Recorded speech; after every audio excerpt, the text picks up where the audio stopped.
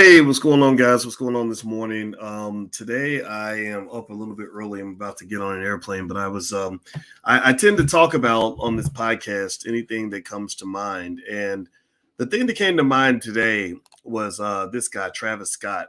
Travis Scott is a rapper who does this event called Astroworld. And Travis Scott's very famous, much more famous than me. And he's in a lot of trouble. And I've talked about Travis before, and I did a little update just to find out what was going on with that situation. And I had some thoughts, and I saw some things that really disturbed me. So first of all, I want to say good morning to everybody who just popped in. That's the first thing I got to do. You're more important to me than Travis Scott. But let me just dig into this. So give me a yes or no if you heard about the Travis Scott situation with Astro World, if you've been following any of it or what's been going on. It's pretty unfortunate. It's crazy. I want to say, what was it? 8 people died or 9 people? I can't remember. One of the two. And there's a 9-year-old boy who's in a coma right now. And a lot of people are asking the very legitimate question of, would you send a 9-year-old to a Travis Scott concert? The answer is no. I have an 11-year-old, and if she was to come up to me and say, I want to go to a Travis Scott concert, I'd be like, hell to the no. Even accompanied, but then again, hey, parents make their own decisions, and it is what it is. I'm not judging those parents, but maybe I am. I don't know. But anyway, here's the deal. All right, so I was thinking about Travis Scott, and I was reading in USA Today, and what I was curious about is I'm always trying to understand America and the racial dynamics, right? The thing about hip hop is an interesting sport where I would call it a sport today. Hip hop is an interesting sport because it's one of those things where they can trick you into thinking that you're not black. Is there no sound? Can you guys hear me? Let me know if you can hear me. Okay. Can you hear me? If you can't, let me see. Can you guys hear me? Okay. Let me know if you can hear me. Give me a yes or no. Oh man, I hope we don't have an audio issue. Let me know if you can hear me. Give me a yes in the chat if you can hear me. Okay. All right. Okay, good. Thank you. I needed that. I saw somebody said that they can't hear me. And I was like, oh, what's going on? Is my microphone not working? So maybe your audio is not working. All right. So here's the thing, right? So with Travis Scott, and it reminds me of how hip hop is, one of those things where you can go into that space as a black man and really get to the point where you think you're white. Like you think you can get away with whatever white people get away with. You think that you're not black anymore because you've been given a special pass, right? You are, and those of y'all who follow me, you know this stuff because we analyzed this. Last night in the book club, we were reading Black Labor, White Wealth, where Dr. Claude Anderson gives you the whole history of why black entertainers are seen differently from other black people, why black entertainers are given a special pass because you make white people happy and comfortable. And if you go to an Astroworld concert, let me just tell you, you're going to have to work real hard to find a group of black people at an Astroworld concert.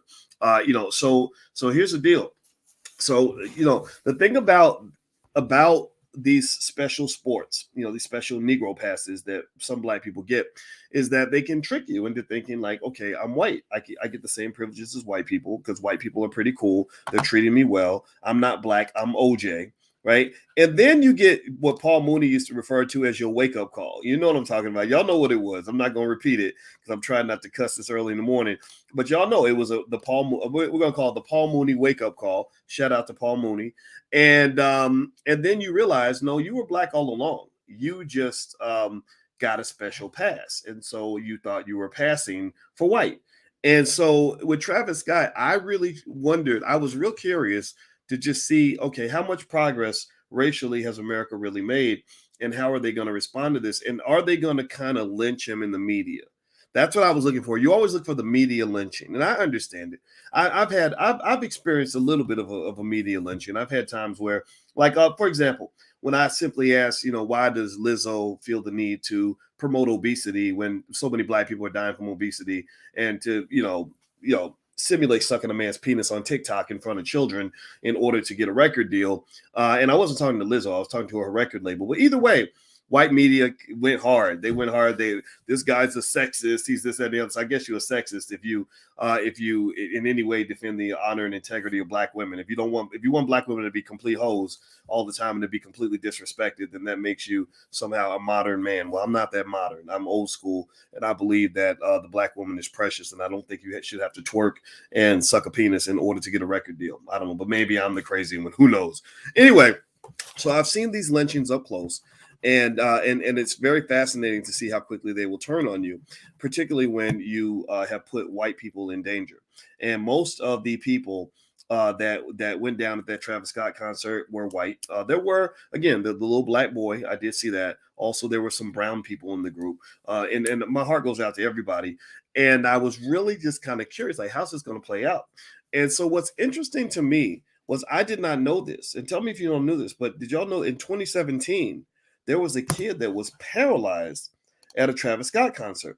And the Today Show was talking about it, and he's white.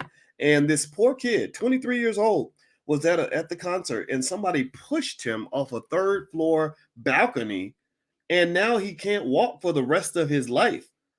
This dude can't walk anymore. So and he's pissed. So they went to him, right? So they went to this man who, I mean, I know I'd be pissed. You go see your favorite rapper. You don't spend your last couple dollars to go see this dude, and you get paralyzed at the concert. What the hell, man?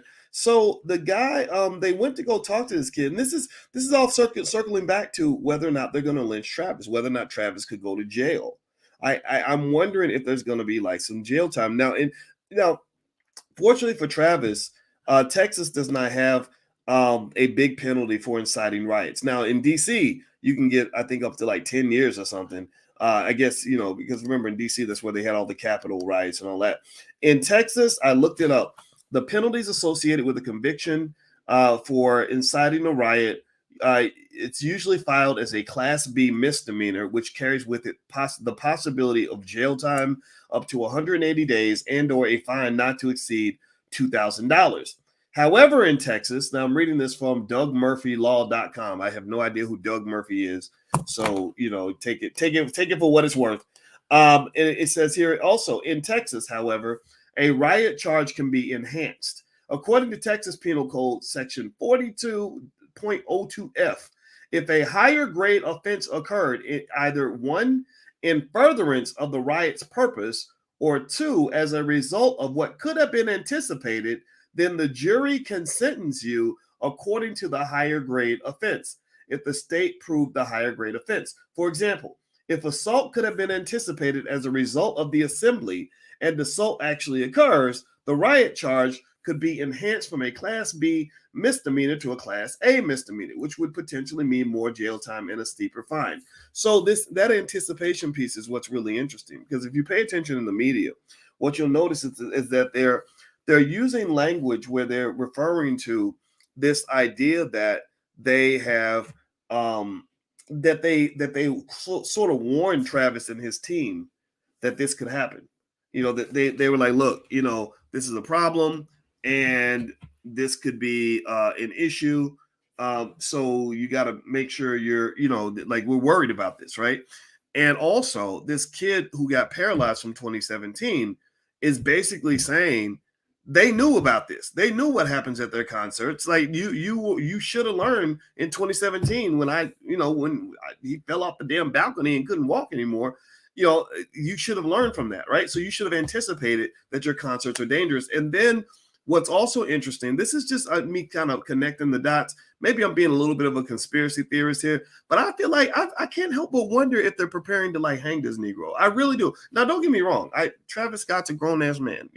He's dating a Kardashian. He's clearly he's not listening to people like me. So who the hell am I, right? I'm just here really kind of observing and breaking things down and connecting dots. But also, I think it's relevant in one important sense for you, besides the fact that it's just an interesting thing to kind of observe and analyze, is there's an old saying that says a fool and his money will soon part ways.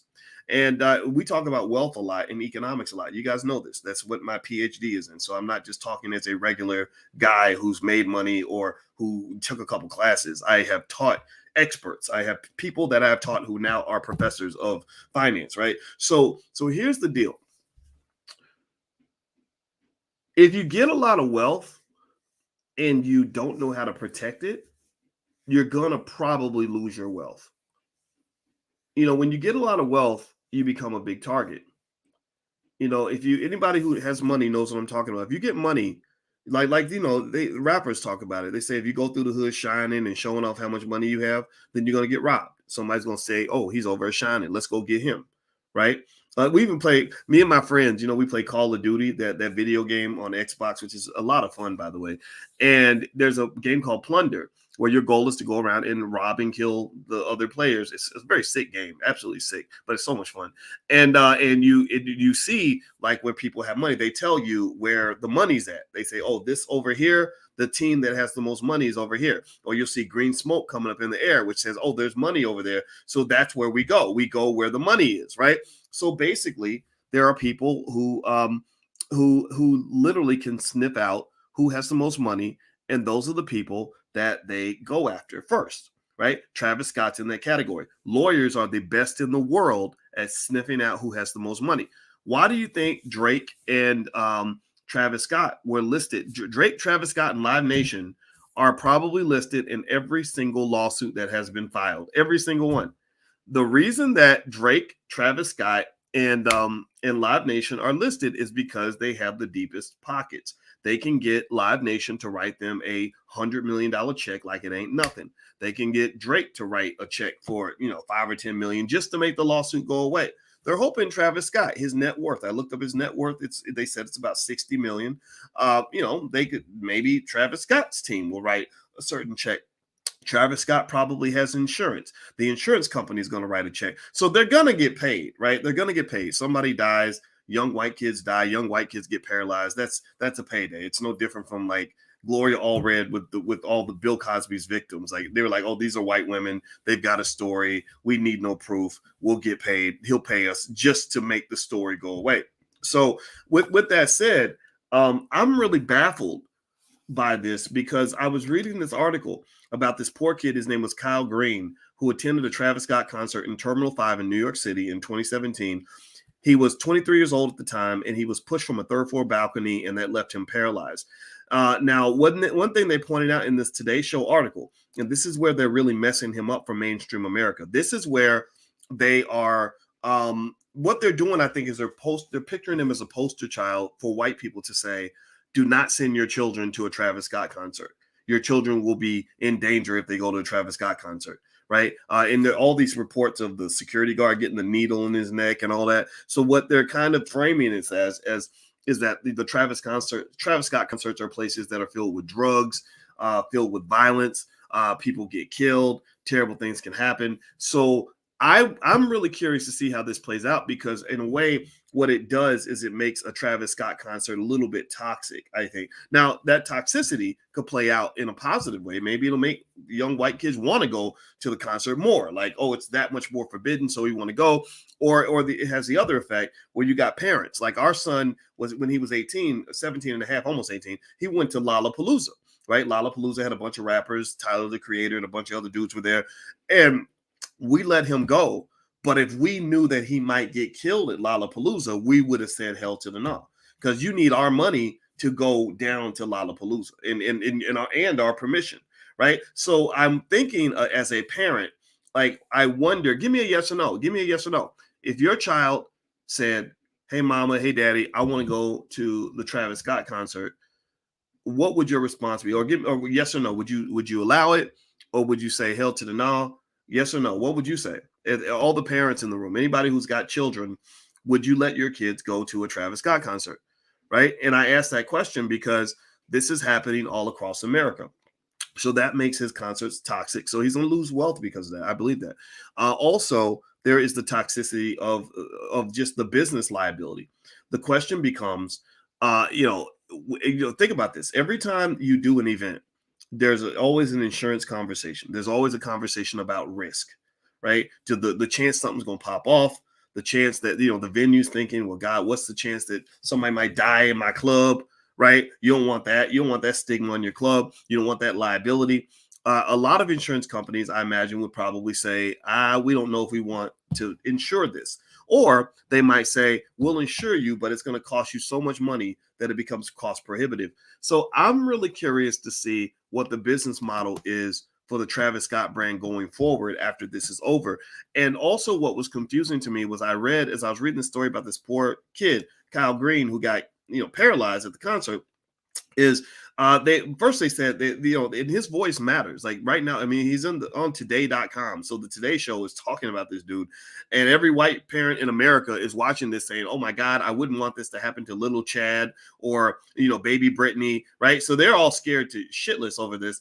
And he said that he was extremely upset and sad for the families. And he said also he was surprised that Travis had not learned from his earlier concerts. And then also they pointed out some of his lyrics in a 2018 song called Stargazing from his Grammy-nominated album Astroworld. So remember, they give Black people Grammys. The crazier your music is, and the more toxic, I guess, the more they love you. I have no clue. I can't even, whatever.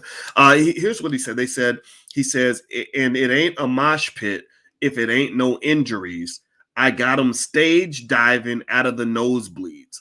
So Travis in the lyrics, again, with this whole like I don't give a fuck, kind of mindset that I guess hip hop's encouraged to have, he's literally kind of incriminating himself in a way, if you ask me. But then again, since when did you do not have rappers that would literally rap about like stuff that could get them locked up? Like I think there's dudes right now on trial on Fed RICO charges because they literally confessed on the entire album.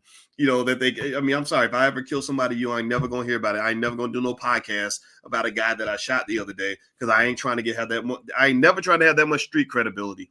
Y'all will never know if I ever have to kill anybody. Just me and my woman gonna bury the body and kind of keep it moving. But here, so he's literally saying that he wants injuries at his concert. He's also saying I got him stage diving out of the nosebleed. So that's kind of a claim to fame. And you can't tell me. I don't know. I'm not a lawyer.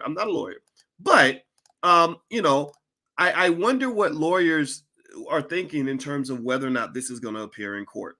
I wouldn't be surprised at all if these lyrics are used in the court of law to say this dude, it wasn't just inciting a riot on the night of by continuing to perform after people were dying in the crowd. I'm not going to assume he knew about it. Maybe he didn't know, right? But on top of that, the brother was rapping about like people diving out of the nosebleed section, like, and somebody got paralyzed at your concert from falling out of the nosebleed section. I don't know. Again, maybe I'm the crazy one. Maybe this is what the world has become. I have no idea. And if somebody says Travis Scott makes trash music, I don't even know enough about his music to know. I listened to a little bit of it. I was like, okay, yeah, it's par for the course. See, remember, I've been a hip hop fan for a very long time. So I've watched the evolution of hip hop, literally going back, to when hip hop was used to actually make Black people better. And then it just sort of turned into this horrible toxic thing, which I actually think that was a CIA operation. I believe that they deliberately took hip hop. They saw how music was changing Black people's mindset, and it was actually making Black people more empowered and made Black people want to learn and become politically active and intelligent and all that, right? And then they flipped it into something that would make Black men engage in criminal behavior so that they would go fill up the prisons. And it's working. It's working like a charm. Remember, I told you guys 200 rappers died in the last year alone. Did y'all know that? 200 rappers have died in the last year alone. 200. That's a lot of rappers. That's a lot. When I heard that, I said, whoa, I couldn't believe it. I called Alicia. I said, did you know 200 rappers died? I don't even believe it. I had to watch the video where they played a music clip of every single rapper. Most of them were pretty talented. All of them did. Most of them were very young. These are your young warriors. These are your young soldiers. They're killing your soldiers because they want you to lose the war. Right? If I want you to lose the war, I'm going to kill every soldier you got. I'm going to try to abort them before they're born. I'm going to try to miseducate them when they're little. I'm going to feed them a bunch of garbage media their whole life. I'm going to train them to be a white supremacist so they'll point the gun back at you. And then I'm going to give them some music that's going to encourage them, on a subconscious level, to go out and engage in criminal behavior that will end up leaving them dead, on drugs, or just worthless to the community. So you can think that's not true if you want to. You could think that I'm just running my mouth if you want to. But all you got to do is look around your damn community and look at how many doped up, like, uneducated, lost brothers are out here that will grab your daughter, get her pregnant, give her an STD, and bounce to the next woman. Seriously, like this is a culture now, right? The men don't love the women; they don't want to marry them and all this other stuff. I'm not saying all of them. I'm not saying everybody, but a lot of the men don't. They're like, we don't respect women. Women are hoes. Just give me some pussy, and I'm gonna keep it moving. And that's kind of the mindset. That's all coming from the music, because the music is the backdrop to the culture. The music shapes everything. Every revolution has a soundtrack, right? When we were at the All Black National Convention and the vibes were super high and everybody was like loving each other and everybody felt good, the music was part of what drove that, right? The song was, I got mad love for you. I got mad love for you. And they were talking about black love and black people loving each other. And everybody's like, I love you too, right? The energy was high because the music was on a high vibration.